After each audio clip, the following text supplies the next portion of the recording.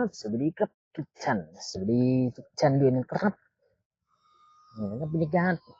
ช่วงเย็นๆของเรานะครับชมบรรยากาศครับมันจะครึ้มฟ้าครึ้มฝนนะครับช่วงนี้ฝนฟ้าคะนองกระจายทั่วไปวันนี้ทดสอบจักรยานนะครับปรับสมดุลปรับเกียร์ปรับฟิตเซ็ตต่างๆให้ใหม่นะครับก็ได้ทดสอบไปด้วยในตัวแล้วก็เทสระบบหลายๆอย่างเลยก็เดี๋ยวปรับแต่งหลายๆอย่างได้สุดก็น่าจะ